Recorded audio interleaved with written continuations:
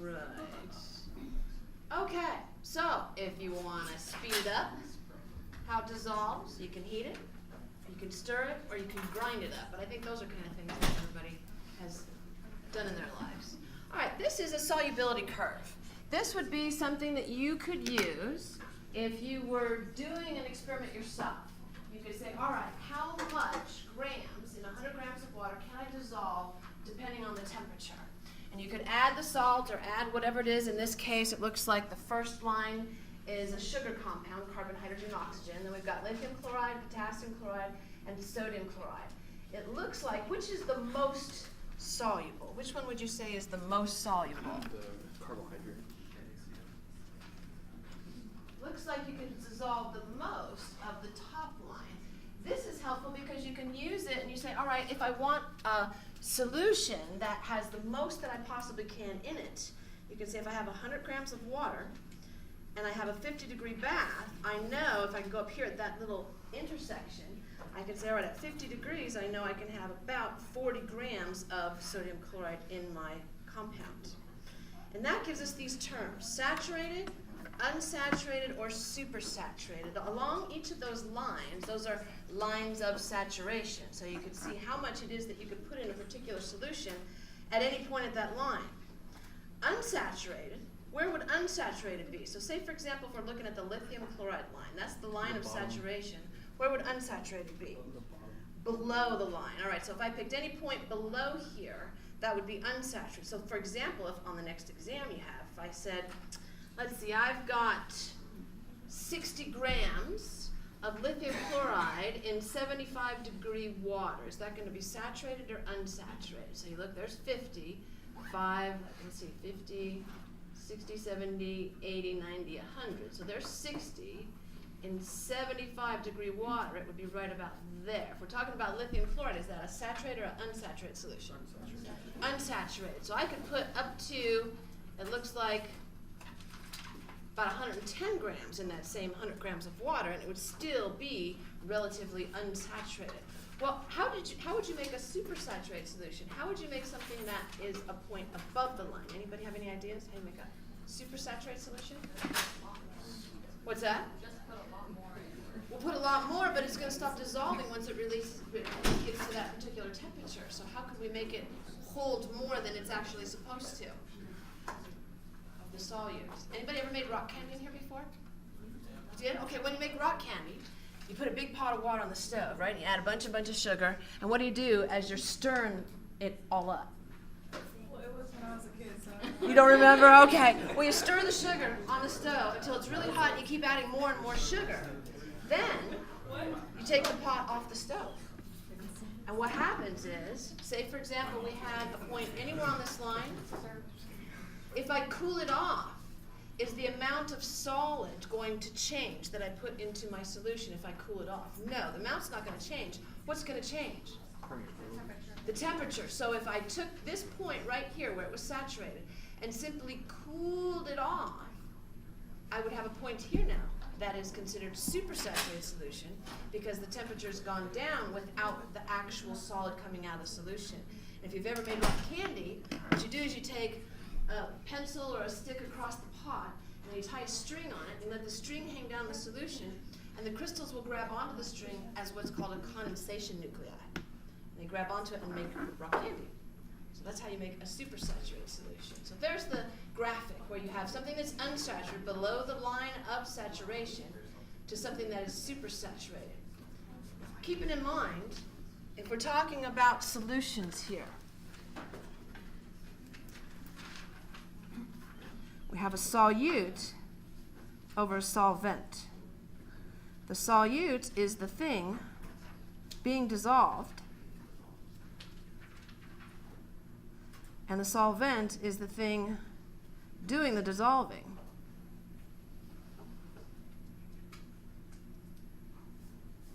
All right, so when we're talking about saturated, unsaturated, or supersaturated, we're talking about how much of this stuff we can put per unit of solvent. In that case, it was grams per 100 grams of water. So it was grams of solute in 100 grams of water, and that was what the solubility line was using to describe the solution. All right, miscible, this was one of the terms you used at the very first lab in this class. Remember when you had to take, we looked at physical and chemical properties of substances, and you had to mix liquids together? If they were miscible, they mixed and made a homogeneous solution. If they were immiscible, they wouldn't mix, and that's a good example of things that are polar versus non-polar. All right, here's where calculations start to come in. So if you have a calculator, you might want to take your calculator out. Periodic table would be helpful too. So you have molar masses in front of you. So calculator, periodic table. All right, two kinds of calculations when we're talking about concentration of solutions. The first one is mass percent. Let's talk about mass percent. All right, so there's our big solutions ideas. Mass percent is the mass of the solute divided by the mass of the solution. Remember, the mass of the solution is the solute plus the solvent, right? The whole entire thing. So say, for example, we were going to make a solution of salt water, good old NaCl in water. It's soluble. It's a polar ionic compound, so we know it will dissolve in water. So I'm going to take this, I'm going to put it in water, and I'll say I had 12 grams of NaCl in, we'll say 75 mils of water. All right, so I want to figure out the mass percent of this solution first. So mass percent is the mass of the solute divided by the mass of the solution, and since it's a percent out of 100, you want to multiply it by 100. So in this example, what would be my numerator for my mass percent? Mass percent would be the 12 grams of sodium chloride. So 12 grams of NaCl, which is my solute. Now what's going to be the denominator for the percentage calculation here? Well, we need mass. What do we know about the mass of water specifically? That's the important part. 1 mil is 1 gram. Now keep that in mind. A lot of people want to use that conversion with all liquids, and that's not true of all liquids. That is only true of pure water. Things like alcohol have a much lower density. They're about 0.9 or 0.8 grams per mil. That's why alcohol generally floats on water. Things that are heavier, like corn syrup or something, would have like a 1.2 to 1 comparison. But with water, it turns out it's nice because it's 1 to 1. So if we have 75 mils, how many grams of water do we have? 75 grams of water. All right, so still now that doesn't tell me what I put in my denominator here. Would it be 87? 75 grams of water plus what else?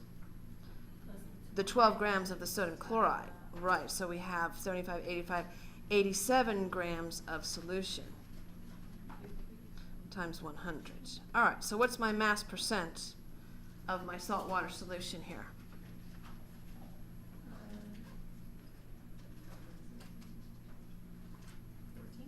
14%? All right. Well, that's the first one. That's a fairly common one, but unfortunately for chemists, that doesn't tell us a lot. That tells us some really big picture ideas. But for chemists, we really need to know pieces of stuff, because in a balanced chemical equation, that's what it tells you. It tells you pieces of stuff. So the most popular expression of concentration, remember concentration is expressed in a whole lot of units in chemistry.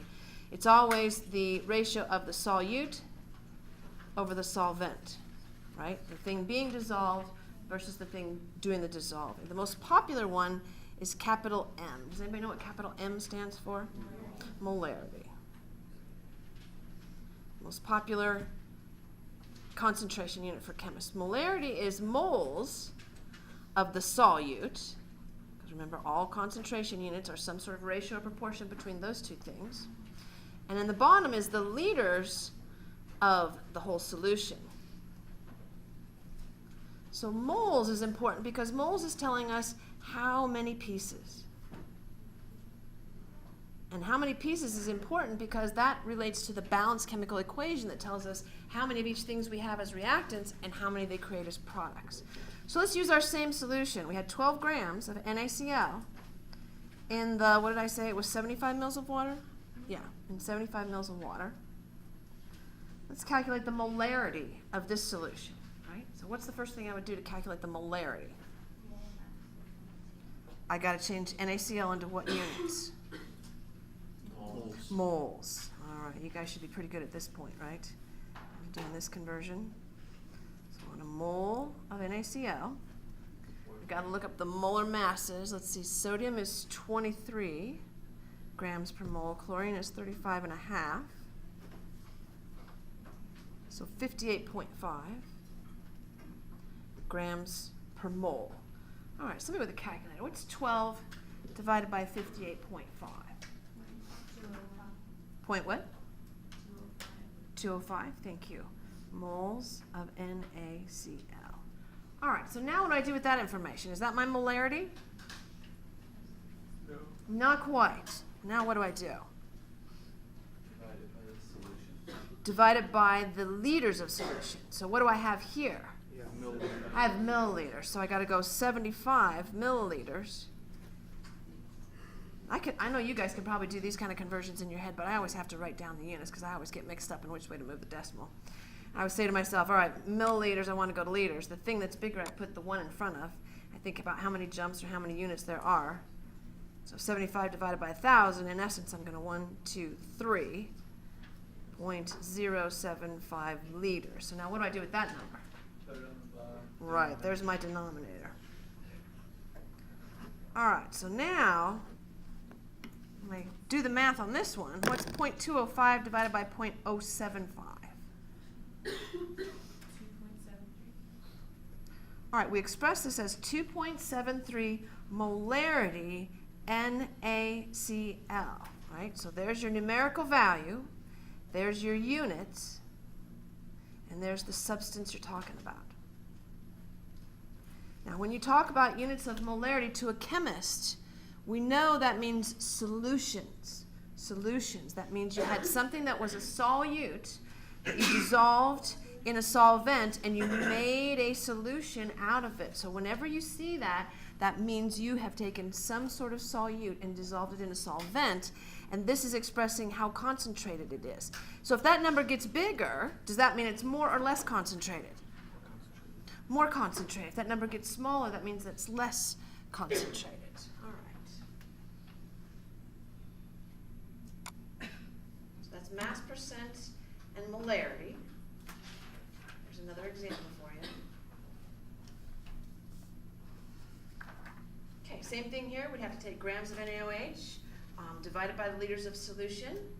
Let's try something that's a little bit different using the same molarity formula, but now they're asking me for something else based on our definition of molarity. They want to know how many grams of K2Cr2O7, that looks like potassium chromate, in 250 mils of 0.100 molar potassium chromate. All right, let's go over to the ladybug. Talk about this as a calculation. All right, so there's the summary of the problem. They want to know how many grams of this stuff are in 250 milliliters of 0.1 molar. All right, we get back to our definition. Molarity is equal to moles of solute divided by liters of solution. Or in other words, you can say molarity is moles per liter. So that makes it a little more simple in some algebraic terms. If we want to isolate for any of these individual variables, if I want to take moles out of there and get moles on one side, what would moles be equal to if I want to change this around using some simple algebra? If I took moles, It's liters times molarity. it would be the volume in liters times the molarity, right? Because that's liters. Remember, that is moles per liter. So if you multiply something that is liters times moles per liters, liters cancels out. That gives you moles, right? So there's another important formula based on this one. And here's the hardest one. If you have to figure out liters, what's the algebra behind this one? If I want to isolate liters by itself. Moles over molarity. That's the hard one. So if you don't have the algebra readily at your fingertips to be able to solve for any one of these things, then make sure you have all three of those formulas on your 3x5 card. So keeping that in mind now, let's reassess our problem. If we want to know how many grams of this stuff, so this is my solute, right? That's the stuff that was dissolved in the solution. There's the total volume of the solution, and there's the concentration. All right, so which one of these formulas do I need in order to solve this problem? Do I need formula 1, formula 2, or formula 3? Bless you. Which one would I use? What do I have? What's this thing? One. I've got molarity, don't I? I already have that. Okay, so I have molarity. What else do I have? And I've got liters. So what am I looking for? I want to use this formula, right? All right. So plugging it in, we say moles is equal to liters times the concentration. And that's going to be something that you're going to use consistently throughout this unit, is that second formula. You're going to use a lot of that. So we say moles is equal to volume times the molarity. So we're just going to plug in the numbers from the problem. We've got our volume, which is 250 milliliters. But 250 milliliters, I need that in liters. How many liters is that? Milliliters to liters is how many? So I think it's 0.25 liters, right? 0.25 liters times, what do I multiply then? Our concentration, 0.100 molarity. And remember, molarity is moles per liter. So when you multiply these units, what's the thing that cancels? Liters cancels, and I'm going to get moles. All right, so somebody with a calculator, how many moles of the K2CR2O7 do I have? 0.025. All right, now is that my answer? No, they wanted grams. So now what do I have to do? I have to take my 0.025 moles of the potassium chromate, and what do I have to do with that? Convert it to grams, which, once again, now you know why we did stoichiometry before we do this stuff, right?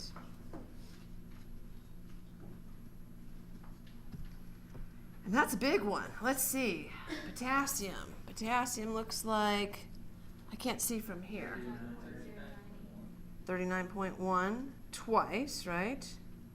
And then we got chromium, 2 of those. Where the heck is chromium?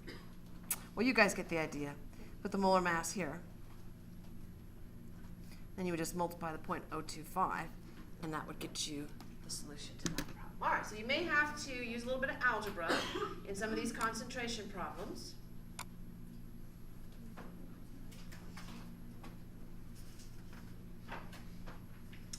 Here's another good concentration problem. A little bit more algebra. Now we're going to use a different formula. They're asking you what volume, and they're giving you, what does that 12.0 molar tell you? What is that? What are they telling you? The molarity. The molarity of the solution. And they want to know what volume of the solution is going to contain that. All right. Well, there's our answer. Let's see if we can get the right answer. Here's our problem, abbreviated. Let's look back at our molarity formulas. They have, this is given. We have a 12 molar HCl solution. They also say that it took 91.5 grams of HCl, so they want to know the volume of the solution. So do you need to convert Convert what? grams to moles? That would probably be a good idea. So let's take the 9.15 grams of HCl, and we want to go from grams of HCl to moles. See, chlorine is 35.5 plus 1 more is 36.5. Somebody with a calculator, what's 9.15 divided by 36.5? 0.251. 0.251 Yes. moles of HCl. All right. So now what do? I've got moles of HCl, and I've got the molarity. We go back and look at my formulas, which one of these am I going to use now? Number 3. So liters is moles over molarity, right? So liters is moles over molarity. Now it's just a matter of plug and chug. Engineers, you like this stuff, right? Engineers love plug and chug. So 0.251 moles of HCl divided by molarity. Remember, that is moles per liter. So when you divide them through, moles cancels out, and you get liters, since that's the denominator. What's 0.251 divided by 12? 0.0229. 0.229? Is that what the answer? 0.0281. Yeah, Right, if we're rounding it to sig figs. Well, that's pretty close. That's pretty close. It's always helpful when. All right, now you're talking about dilutions, the next type of calculation. So now there's all 3 types of calculations involving molarity. If you have to calculate the molarity, you have to calculate moles or grams, or if you have to calculate volume. So you just got to think on your feet and know that you may have to make those one-step conversions. That example didn't specify if we wanted it to be in milliliters or liters, so is that something that's going to be on the exam? That's a great question. On the exam, the answer choices would be, say, for example, if they wanted it in milliliters, it might give you, 20.9, 40.8 milliliters, something, something, something.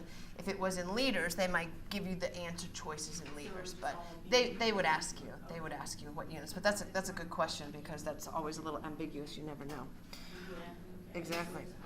All right, so now we're doing dilutions. And actually, these are the types of calculations. When I was a baby teacher, I walked into my first chemistry teaching job. I was both the teacher and the lab tech. There was nobody else around. So I actually had to do these kind of things on my own. The next type of problem is a dilution calculation, which was something I had to do. And actually, after you finish general chemistry, you could get a job here at CGCC doing lab teching for us. All right, so now let's talk about dilutions. Biologists like dilutions. They do a lot of what's called serial dilutions. They'll take 1 milliliter of something and put it into something else and then make a whole bunch of dilutions until you dilute it like 1,000 and 10,000 times. Right, so, yep, so.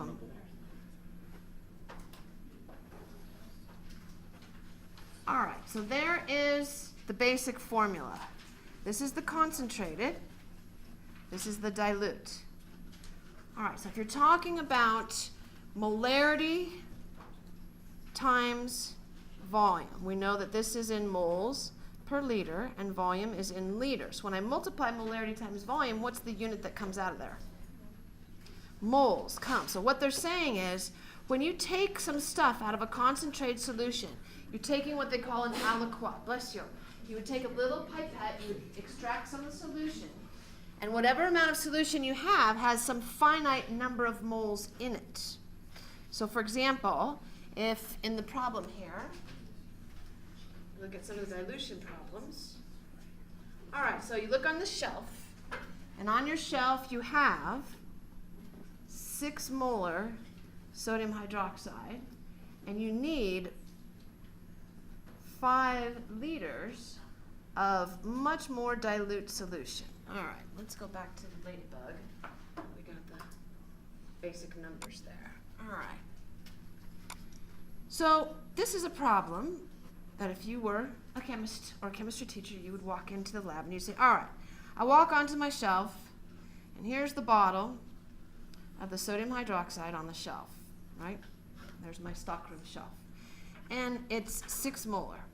And that's super concentrated stuff. That's not stuff you want to give to students because that'll peel your skin off, right? Put your hands in that kind of stuff, it's going to start peeling your skin off. So that's not stuff you want to give to students. This is much more dilute, 10th molar, 0.1 compared to 6.0. So you need much more dilute. And to do a particular experiment, you need about 5 liters of the stuff, right? All right, so here's the formula that helps you figure out what it is that you need to do. So this is the concentrated, right? That's the stuff that I need to dilute. And here's the need is what I have. That's the dilute. So if I put the molarity of the concentrated times the volume of the concentrated is equal to the molarity of the dilute times the concentration of the dilute, whoopsie, volume. Now all I got to do is plug the numbers in. What's the molarity of my concentrated stuff here? 6.0 molar. What's the volume of my concentrated stuff that I need? No, that's the dilute stuff. I need 5 liters of the diluted stuff. We don't know, right? Because we're going to have to go in, we're going to have to take some of the concentrated stuff out of the bottle. And then what do we have to do to it to dilute it? Add some water, right? So that's our unknown. That means how much do I have to take out of the bottle of the concentrated stuff in order to make my dilute solution? Now I'm going to set it equal to the dilute substance. Now what's the molarity of the dilute that I need? 0.1, so 0.10 molar. What's the volume of the diluted stuff that I need? 5 liters. Make sure it's always in liters when you do these calculations. All right, so now we know you always put the units and make sure that units are copacetic here, right? Molarity and molarity and liters and liters. Now, using some algebra,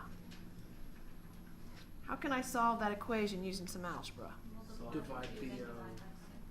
Divide both sides by what? 6.0. By 6.0, right? And that throws that out of there. So then the amount of liters I need is going to be 0.1 times 5, and then enter. And then after you push enter, divided by 6. Okay, what do I get? 0.083. That's liters. All right, so now you have to say, how would I make it? So that would be a question on a quiz or an exam. How would you make this? All right, so tell me the process. Now I've got the number, 0.083 liters. How many milliliters is that? 83 milliliters. All right. So what would I do? I have a number here. What am I going to do with this number? How do I make my dilute solution? I'm going to take 83 milliliters of what? The concentrated stuff, right? So I have to go out and I have to take 83 milliliters out of the bottle. Then what am I going to do with the 83 milliliters? So 83 mils of the 6.0 molar NaOH. And what am I going to do with that 83 milliliters of my concentrated stuff? Well, not 5 liters. Add enough water to make 5 liters of solution. So approximately how much water would you have to add? Well, 5 liters is 500 milliliters, right? So that's what, like 417 or something? Yeah. Something like that? Yeah. So you'd have to do 417 mils of water. Okay. When you get to Chem 151, there's one lab where you actually have to make the solutions yourself before you begin the lab. So this is a calculation that's going to be super helpful for you if you're going into that point. All right, so that's a dilution problem. Good example of a dilution problem. And there we go. We got the same answer. That's always helpful. And now we get to my favorite, solution stoichiometry. Now stoichiometry, we're going to add to our stoichiometry flowchart. So let's go back to Ladybug and talk about the stoichiometry flowchart first. All right, our old stoichiometry flowchart. I'm going to turn the page this way so we can make it a little bit bigger. We got moles of A, right, and moles of B. And this is our mole bridge ratio that comes from the balanced equation. We already know that we can go from grams to moles using the molar mass. We can go from grams here, same way. We know we can go from number of pieces in either way. And what's the number that gets us to number of pieces? Avogadro's number. Now we're going to add a little step.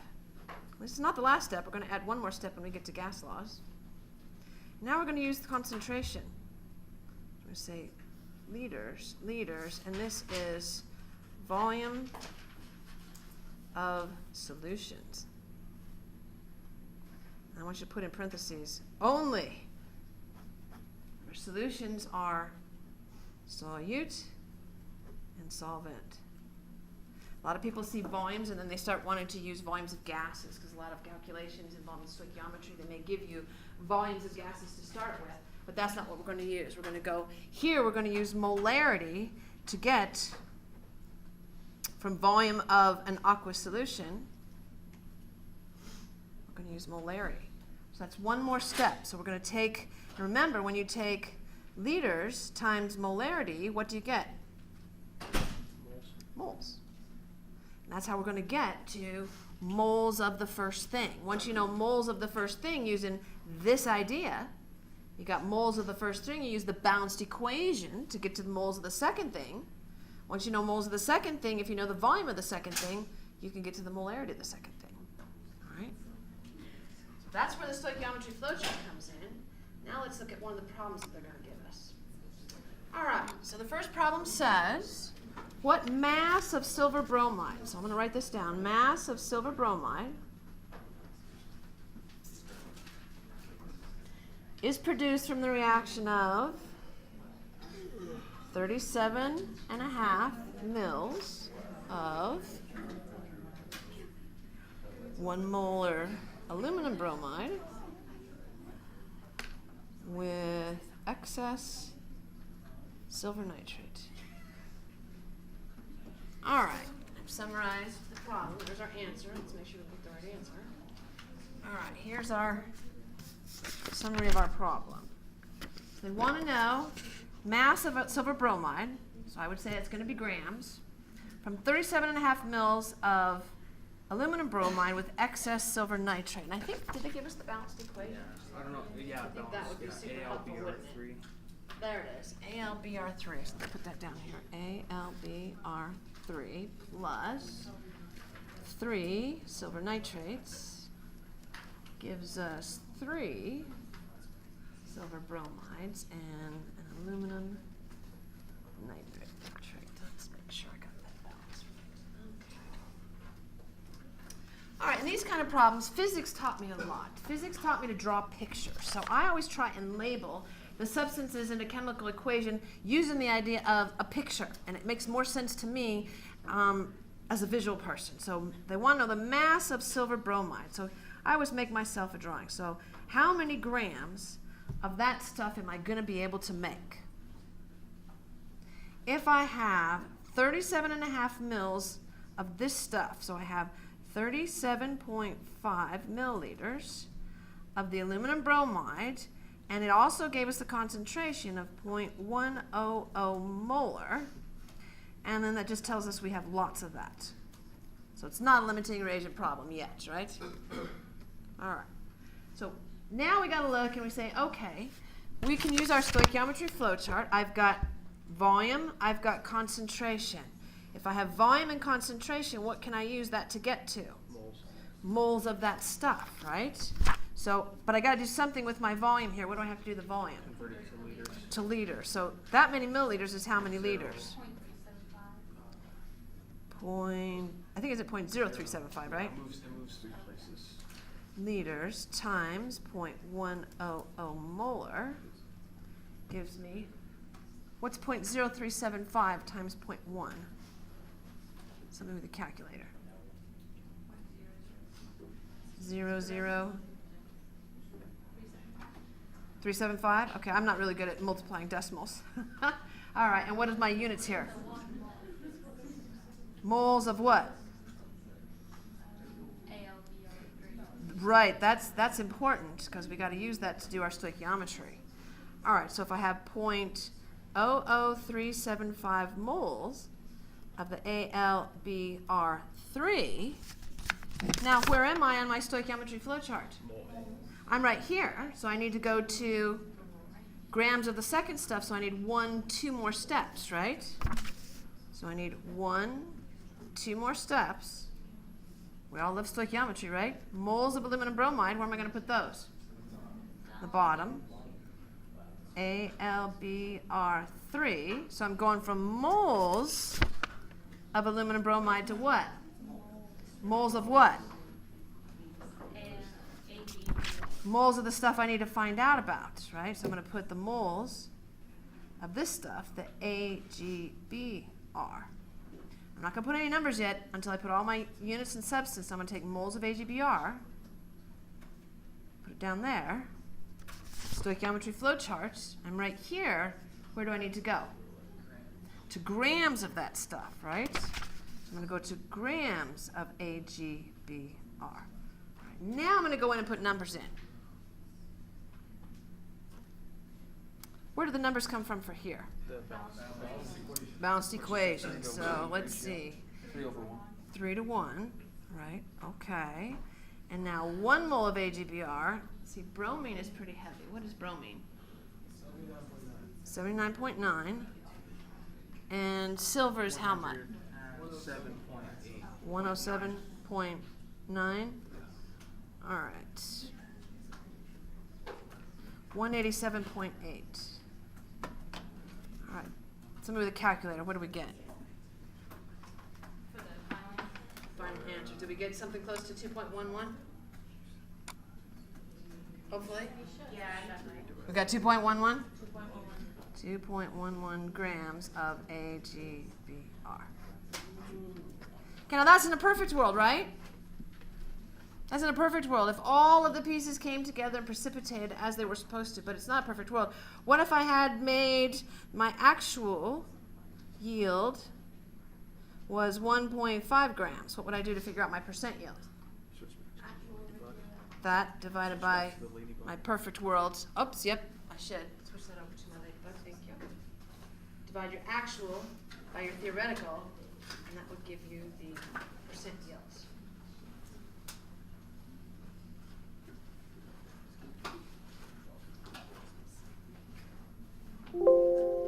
Let's talk quickly about intermolecular forces since we've got some time here. Switch to a different PowerPoint. I'm going to end this particular